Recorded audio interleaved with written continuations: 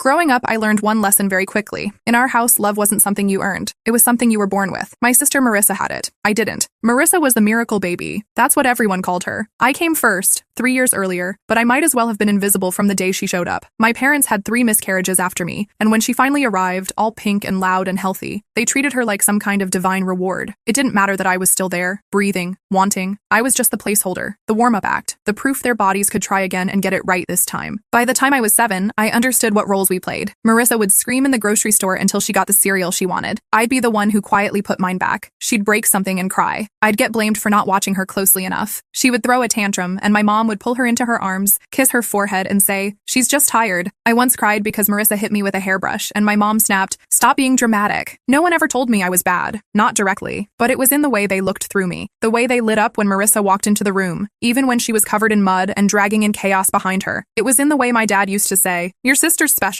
Be patient with her," as if I was the burden for needing fairness. I did everything I could to earn their attention. Straight A's, perfect attendance. I got into the gifted program, made it to the regional spelling bee, got student of the month twice. They came to one award ceremony, late, and left right after Marissa complained that she was bored. I started shrinking myself without realizing it, not talking about my day, not bringing home art projects, not even asking for help with homework. Marissa failed math twice and got a private tutor. I got a lecture about independence when I asked for a calculator. When she turned 16, they handed her the keys to a new car. Not brand new, but shiny, white, and untouched. Something she didn't even ask for. I got a used bike from a garage sale for my 16th, even though I was working part-time at the library to help with bills. "You're so mature," my mom said. "You don't need all that." I wasn't mature. I was tired. I was tired of feeling like a ghost in my own family. When I finally moved out at 19, nobody cried. Not even Marissa. My mom helped me pack, gave me a hug that felt like a favor, and reminded me to call sometimes. I did, for a while, but the conversations were always about Marissa, how she was doing, what she wanted, what I should be proud of her for. Eventually, I stopped calling. It took them 2 full months to even notice. And even then, it wasn't a "how are you" or a "we miss you." It was my mom leaving a voicemail asking if I could help Marissa build her online portfolio for a photography class she just started. I hadn't spoken to her since Christmas. It was always like that. Anytime they reached out, it had strings attached. Not the kind you untangle, the kind that pull you back in just enough to remind you that you're only valuable when someone else needs something. Not because you're loved, not because you're missed, just because you're convenient. I never responded to the voicemail. I was living in a studio apartment at the time, working long hours in an office downtown. Nothing glamorous, data entry and admin work mostly, but it was mine. I had my own key, my own dishes, my own silence. No one walking into my room without knocking. No one screaming because I touched their makeup bag. No one reminding me, even in the smallest ways, that I was never the favorite. Marissa dropped out of that photography class after 2 weeks.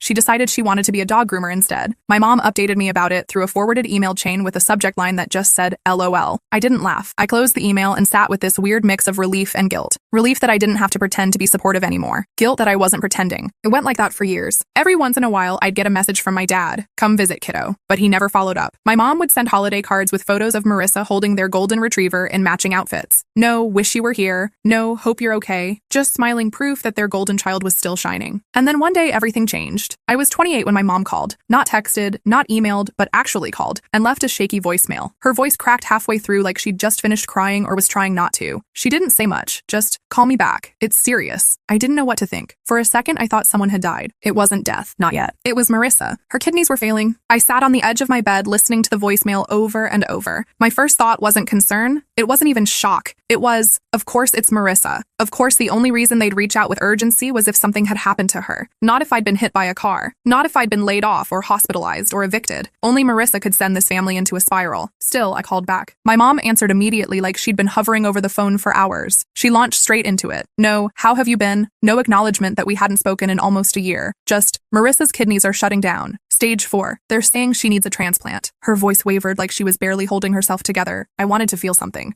But all I felt was that same old hollowness. I already knew what she was going to say next. "You're a match." That's the first sentence that came out of her mouth after the long pause. Not, "Would you be willing to get tested?" Not, "Would you consider it?" Just, "You're a match," like we were confirming a dinner reservation I'd already agreed to months ago. She didn't ask if I had time. She didn't ask if I was okay. She didn't even pretend like this was a favor. It was a statement. Clear, sharp, and impossibly heavy. I didn't respond at first. I just held the phone to my ear and let her keep talking, hoping she'd fill the silence with something human, something soft. Instead, she filled it with logistics. They ran some preliminary tests. "Remember when you went to urgent care over the holidays? We had them pull your labs. I know it's kind of backwards, but we were desperate. You and Marissa have the same blood type, same antigen markers. The doctors said you're a perfect candidate." I felt like I was listening to a stranger. No, not a stranger, a collector. Someone laying claim to something I hadn't offered. I hadn't even been sick that day. I went to urgent care for a scratch on my arm that looked mildly infected, and Marissa had insisted on driving me there after dinner. I thought it was weird at the time, her being helpful, but I chalked it up to the wine and the post-holiday high. Turns out that little detour was just a front, a way to get my consent without me even knowing I was giving it. I said, "You tested me without asking." She replied, "It wasn't malicious, we were desperate, she's in pain." I stared at the ceiling of my apartment and felt the weight of that old familiar pressure pressing down on my ribs. I could barely breathe. I could hear my mother's voice on the phone, still explaining, "You're the only family match. We've checked everyone. Cousins, extended relatives, no one else is viable. It has to be you." That word echoed in my brain. I said, "I need time." She hesitated. "We don't have time, she's getting worse." That's when it hit me. This wasn't a request. It was an expectation. They didn't see this as me helping. They saw this as me fulfilling my role, the overlooked daughter, the one who never complained, the one who quietly gave and gave and gave while Marissa took and demanded and failed upward. "She's only 30, my mom whispered, like it was a tragedy unique to her. "She didn't do anything to deserve this." And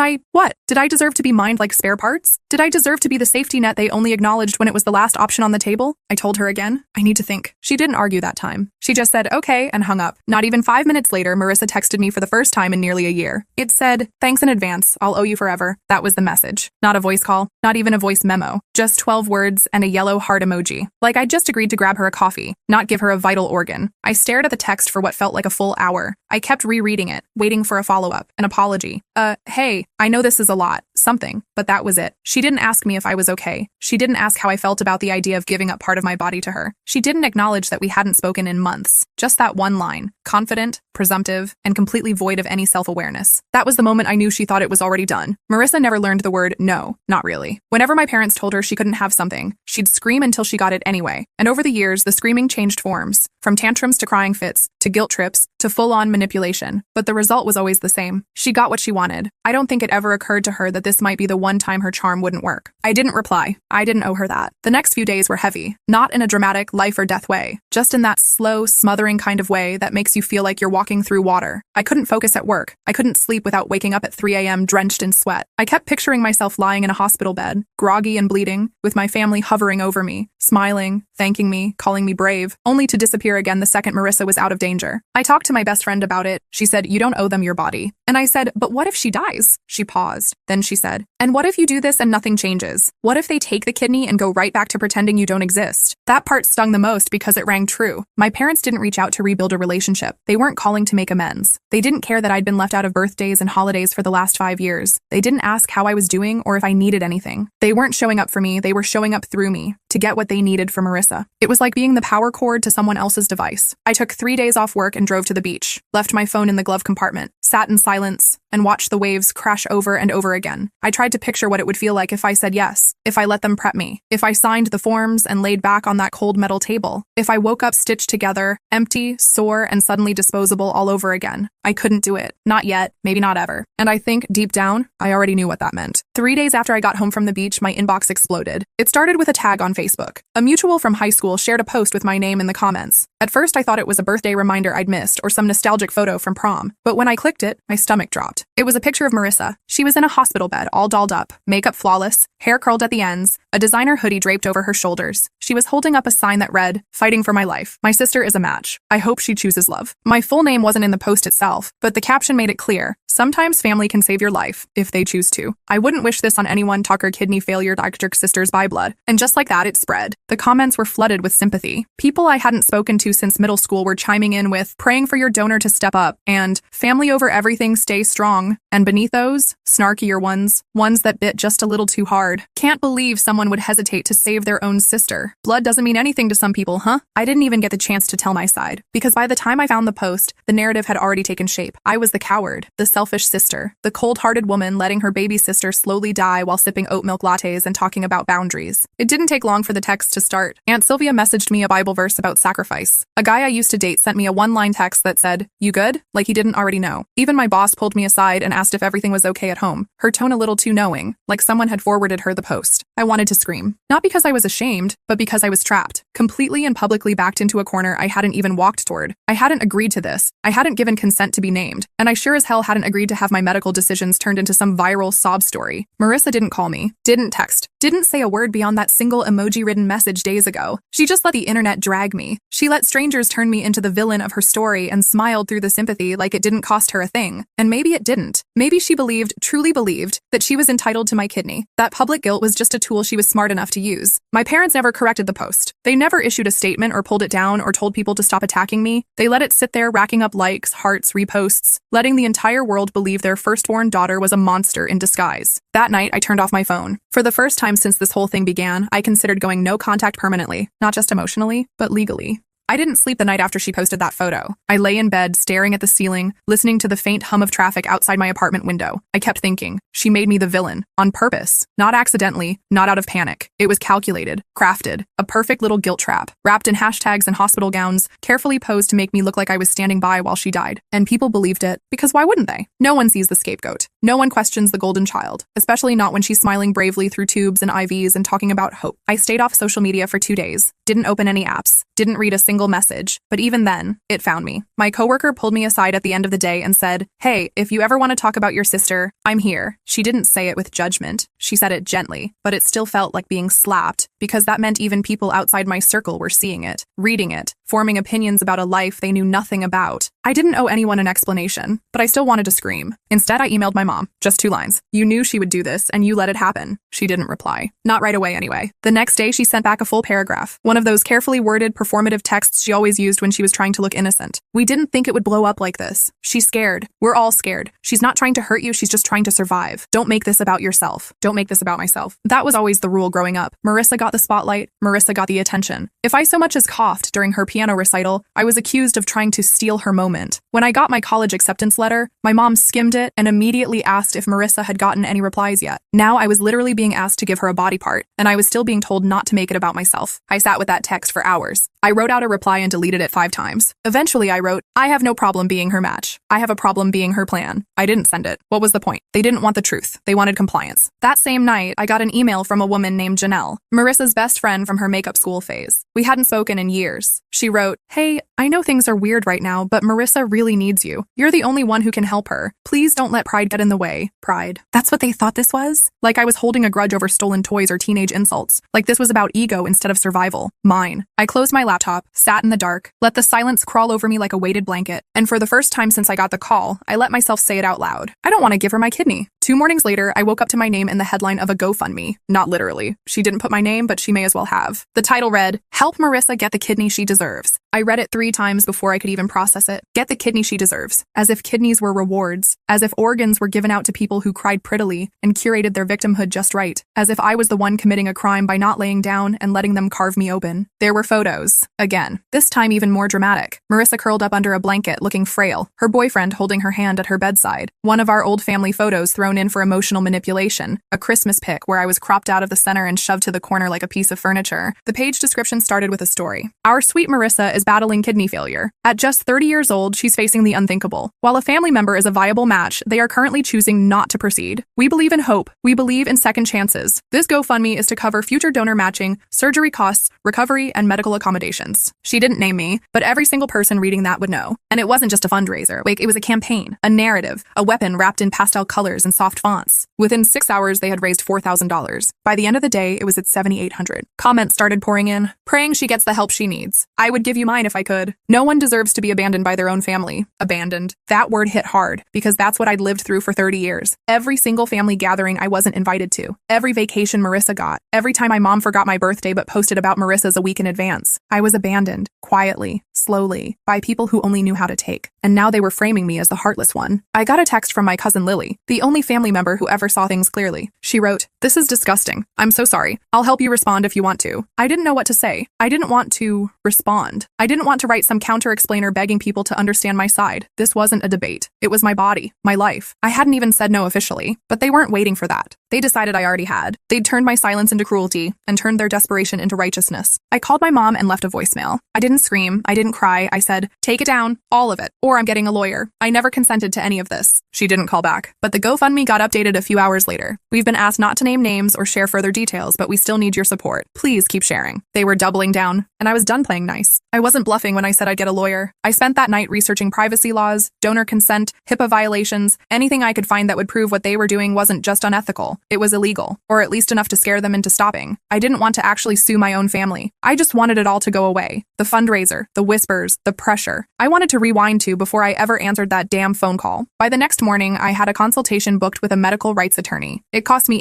$85 for 30 minutes, but it was worth every penny. I laid it all out, the secret lab testing, the social media smear campaign, the GoFundMe, the emotional manipulation, all of it. She didn't even blink. You didn't sign anything, correct? She asked. No. And you never gave verbal consent? Never. She nodded. Then you're not obligated to do anything. The testing was unethical but not illegal unless they used your name to request it without a valid power of attorney or forged your signature. But we can draft a cease and desist letter regarding the GoFundMe and any continued public defamation. Defamation. That word made something inside me relax. Like for the first time, someone was calling this what it actually was. The attorney sent over a basic draft that afternoon. I printed it out, signed it, and emailed it to my parents and Marissa. The subject line was simple: legal notice, urgent. I didn't explain. I didn't soften the language. I just attached the letter and closed my laptop. That night, the phone rang twice, once from my mom, once from my dad. I didn't pick up either. I was done giving them access to me when it only ever meant one thing: extraction. They didn't want to talk. They wanted to bargain, or guilt me, or scream. I wasn't interested in any of it. Then came the third call, from Marissa. I hadn't heard her voice in over a year. This time I answered. You're seriously lawyering up on your own sister? She snapped, skipping even a fake hello. You turned my life into a headline, I said. Her voice dropped low and cold. You think I wanted this? Yes, I said. I think you wanted attention. I think you wanted people to feel bad for you. I think you wanted a kidney, a stage, and applause, in that order. She was quiet for a moment. Then, you've always been jealous of me. That actually made me laugh. A short, bitter, stunned kind of laugh. Jealous of what? I said. That you never had to earn anything? That you burned through every opportunity our parents handed you while I had to scrape for basic respect? She didn't respond. So I said the thing I'd been holding in since the day my mom told me I was a match. I'm not giving you my kidney, Marissa. There it was. The silence. The truth sitting between us like a bomb that had just gone off. You'll regret this, she finally whispered. You'll wake up one day and wish you did something when you had the chance.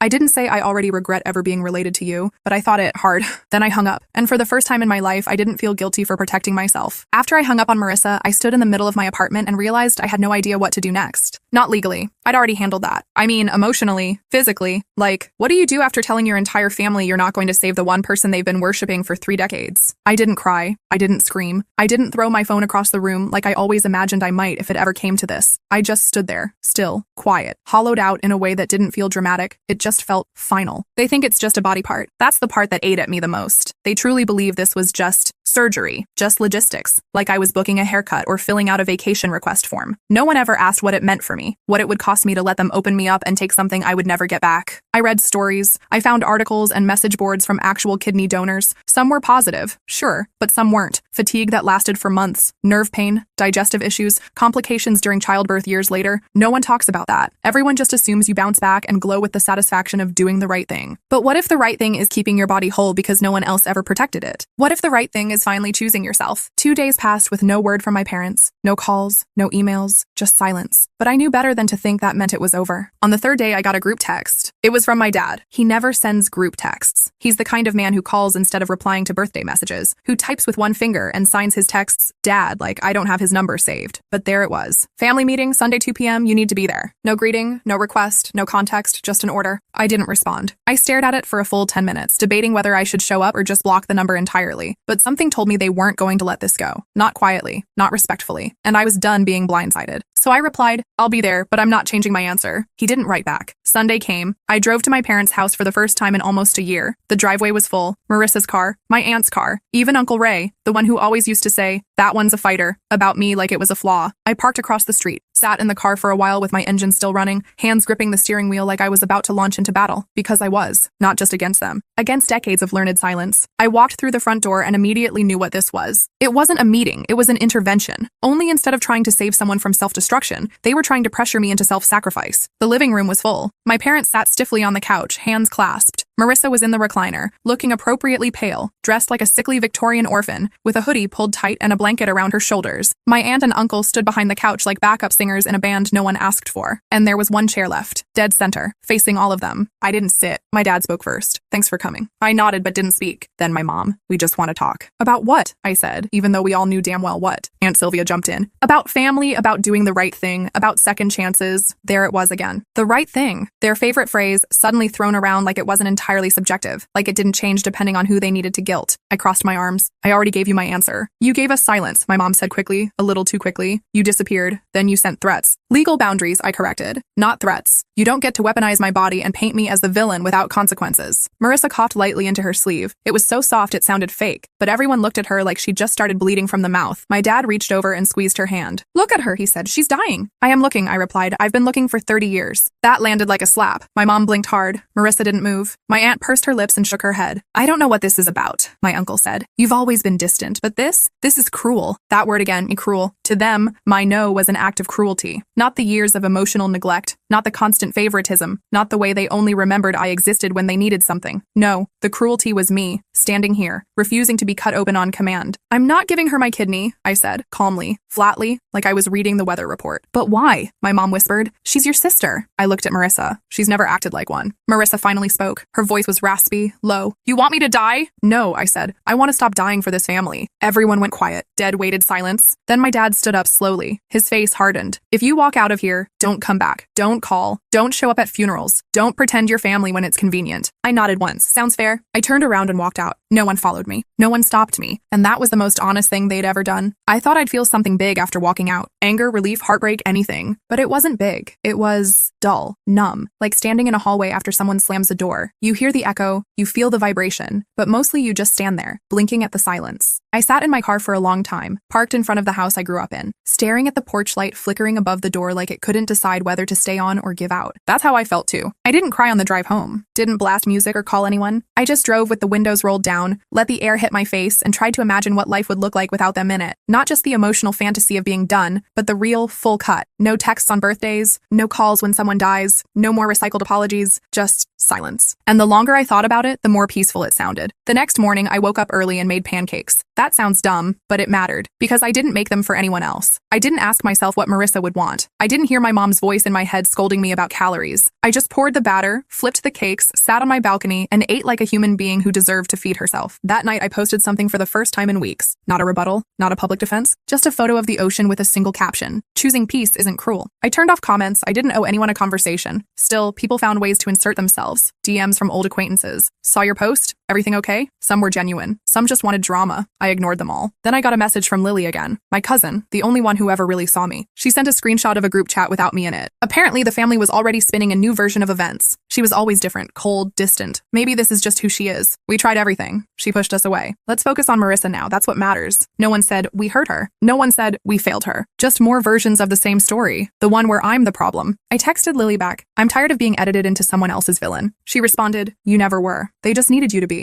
That night, I turned my phone off completely. No airplane mode, no vibrate, just off. I slept the deepest I had in years. No dreams, no anxiety, no wondering what they were saying about me. Just quiet. A week passed. No calls, no texts, no emails, not even a vague passive-aggressive post on Facebook. It was like I'd vanished, like I'd finally been erased from the family photo album, just like I'd always expected. I should have felt devastated, or free, or something. But mostly, I just felt like I was floating through a vacuum, until Lily called. She usually texts, so seeing her name flash across my screen made my stomach drop. I answered on the third ring. Hey, she said gently. You sitting down? I sat. She found someone. I didn't respond. My mouth opened, but nothing came out. They found another match, she continued. One of her old college friends. Someone named Jessica. Apparently, she offered a few days ago, and the doctors just confirmed compatibility. They're scheduling the surgery next month. I let out a breath I hadn't realized I was holding. It didn't feel like relief. It didn't feel like pain either. It was more like static, like background noise suddenly fading out. She posted about it this morning, Lily added. A whole new photo shoot. IVs, flowers, inspirational quotes. You know how she does. Yeah, I said quietly. I know how she does. I pulled up her profile. There it was. A picture of her and this Jessica girl side by side in hospital gowns, holding hands like martyrs. The caption read, God always sends angels. I guess mine just didn't come from blood. I didn't feel anger. Not really. I felt something closer to amusement. Because even now, even with someone else literally offering to save her life, she couldn't help but turn it into another dig, another performance, another way to write me out of the script as the bitter, selfish sister who just didn't get it. The comments were nauseating. So proud of you, babe. Proof that chosen family is what really matters. She's lucky to have you, Jessica. The whole thing was curated like a redemption arc. Not hers, but mine, rewritten to center someone else. Lily texted me later that day. You okay? I replied, yeah, just watching it all play out like I was never part of it. She wrote back, that's because they never let you be. That part stuck with me, because it was true. My whole life, I was never a real character in their story. Just a utility. The person who kept the peace, held things together, filled in the gaps Marissa left behind. And now, even with my absence, they'd found someone else to cast in my role. Someone prettier, sweeter, more agreeable. Someone willing to bleed without asking why. But I didn't feel replaced. I felt spared. That night, I went for a long walk. No headphones, no distractions. Just me, the quiet, and the sound of my own breath. I stopped by a little coffee shop I used to pass every day but never had time for. I ordered a drink I'd never tried. I sat outside and let the sun hit my skin. And for the first time in what felt like forever, I didn't feel like I owed anyone anything. I thought that would be the end of it. I thought that now that Marissa had her donor, now that she was getting the surgery, now that I was officially out of the picture, I could finally disappear without consequence. Quietly, peacefully, like a ghost fading after the haunting was done. But then she went viral. The post with her and Jessica holding hands in their hospital gowns got picked up by some local feel-good blog. They titled the article, Best Friends by Chance, Lifesavers by Choice. There was a picture of Marissa smiling under a quote in bold font. I asked my sister, but she wasn't ready. I understand. I really do. But Jessica didn't even hesitate. I stared at it on my screen in total silence. I understand. That's what she said publicly, that she understood. But privately, she made sure everyone saw me as the villain. She allowed the GoFundMe to frame me as selfish. She sent texts through other people, posted cryptic status updates, played the part of the poor abandoned sister. Now she wanted to look like the bigger person too. She wanted credit for forgiving me. Jessica was now the hero, the saint, the one who restored her faith in humanity. And me? I was the subplot, the failed sister whose absence paved the way for someone better to step in. I scrolled through the comments. Dozens of strangers writing things like, some people just aren't meant to be in your life. So glad you found your true sister. Blood doesn't make someone family. Loyalty does. God bless Jessica, the real MVP. Every time I saw the name Jessica, I felt like I was being erased. Not just replaced, rewritten. Like the role I'd played in Marissa's life had been retroactively deleted. Like all those years of covering for her, cleaning up after her, staying silent for the sake of peace. None of it mattered anymore. All because I said no once. It's funny how that works. How you can say yes for 30 years and still be branded selfish for saying no a single time. Lily sent me a voice memo later that night. She sounded angry. You know what pisses me off? You've been keeping that girl afloat your whole life. And now she gets to be the hero for pretending to forgive you? After publicly crucifying you for weeks? Nah, that's not forgiveness. That's PR. I smiled at that. Not because it made me feel better, but because it made me feel seen. I didn't respond right away. I just let her words sit with me. I think I was tired of responding to things. Tired of trying to correct the record. Tired of explaining why I didn't want to carve myself open for a family that only knew how to take. I didn't care about Jessica. Let her play the savior. Let her soak in the likes and heart emojis. I wasn't competing anymore. I didn't need to be the better sister. I just wanted to be free. 2 weeks after the article dropped, I got a text from my mom. She's out of surgery. Everything went great. Thought you'd want to know. No greeting. No hope you're well. Just an update. Like she was reading off a weather report or forwarding a shipment notification. I stared at the message for a long time. It wasn't that I didn't care about Marissa's health. I didn't want her to die. I didn't wish pain on her. That had never been the issue. The issue was how easily they could pretend like the last month hadn't happened. Like the smearing, the manipulation, the guilt. Like none of it mattered now that the crisis had passed. I didn't respond. An hour later, another text came in. This one longer. From my dad. We all make decisions we regret. What matters now is that Marissa's safe and recovering. It's time to heal. We're still family. Still family. That phrase made me laugh. Because where was that energy when they sat me down in their living room and told me I'd never be welcome again? Where was it when they let Marissa frame me as a heartless monster? Where was it when they needed someone to blame? It was never about family. It was about control. I didn't reply to him either. Instead, I let my silence say everything I didn't feel like repeating for the 100th time. Then, a few nights later, I got a voicemail. This time from Marissa. Her voice was raspy, weak, probably from the painkillers or the surgery. She spoke slowly, like every word cost her something, but not once did she apologize. I'm not mad at you, she said. I get it now. Surgery's not easy. Recovery sucks. I'm lucky Jessica stepped up. Not everyone has someone who will do that. There it was again, that passive-aggressive compassion. Not I'm sorry for what I did. Not I was wrong to pressure you, to involve the internet, to make you the scapegoat. Just, I'm not mad. As if her forgiveness was what I'd been waiting for. She ended the voicemail with, I hope one day you find peace with the choice you made. No hard feelings. No hard feelings. I sat on my couch, phone in my lap, letting those words ring in my ears. It was incredible, really. How even after everything, she found a way to cast herself as the gracious one. The one who rose above. She didn't apologize because that would mean admitting fault. And if there's one thing Marissa never learned to do, it's take accountability. I deleted the voicemail without saving it. I didn't need to keep it. I wasn't archiving closure. Because closure wasn't something she could give me. And it sure as hell wasn't hiding in some half-hearted voicemail from a hospital bed. I already had closure. It came the day I stopped trying to make them see me.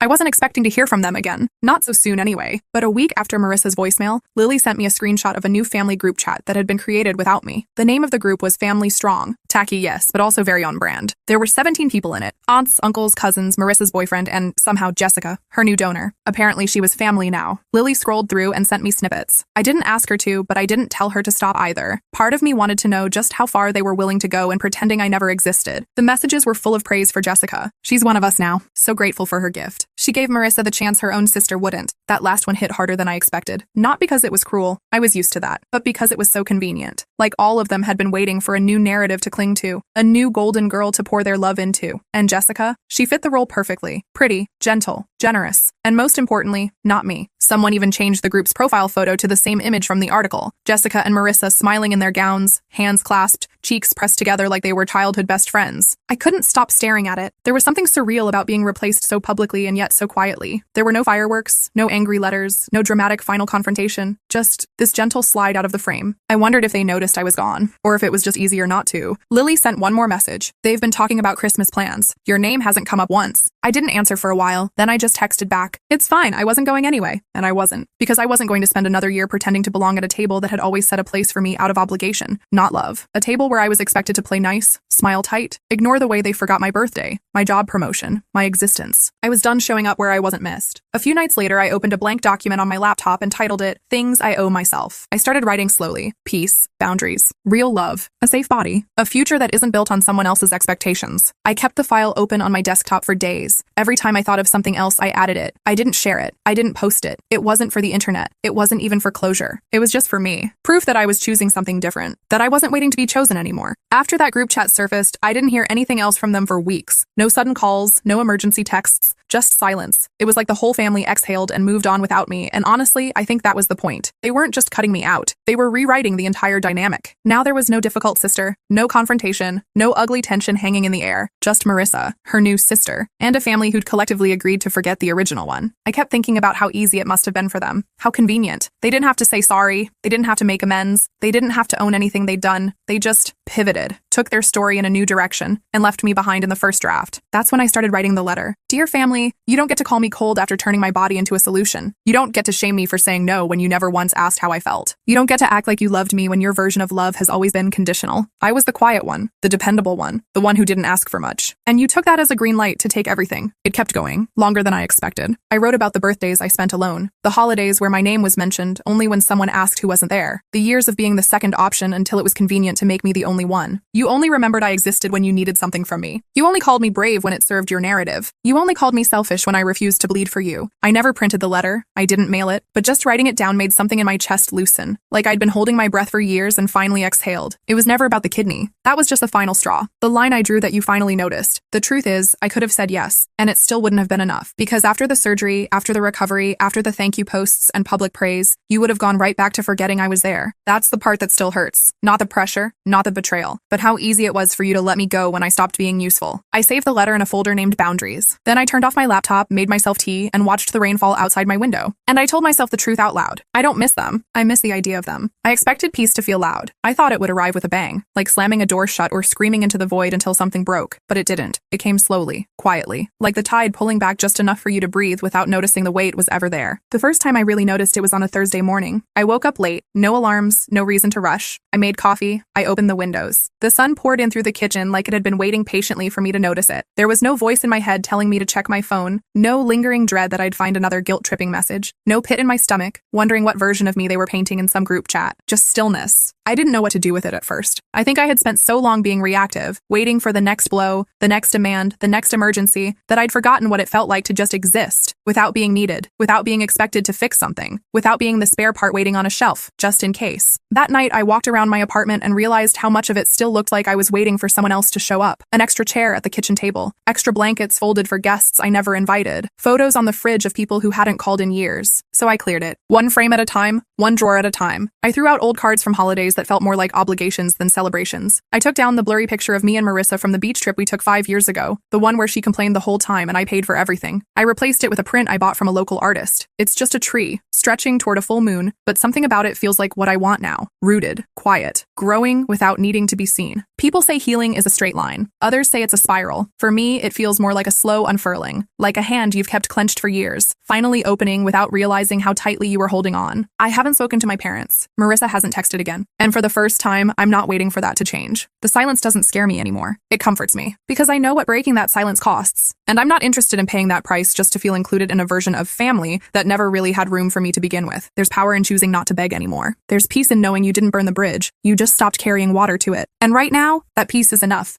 It had been almost a month since Marissa's surgery when I got the message. It wasn't from her. It wasn't from my parents. It was from Jessica. I almost didn't open it. I saw her name pop up in my message requests and just stared at it for a while. I wasn't angry. Not really. I didn't know her. She didn't owe me anything. But seeing her name there still felt strange, like the ghost of a conversation I never signed up for. Eventually, I tapped it open. Her message was short, thoughtful, I guess. Measured. Hey, I hope this isn't crossing a line. I know we don't know each other and I'm not trying to start anything. I just wanted you to know, I'm not here to replace anyone. I know the way things were handled wasn't fair to you.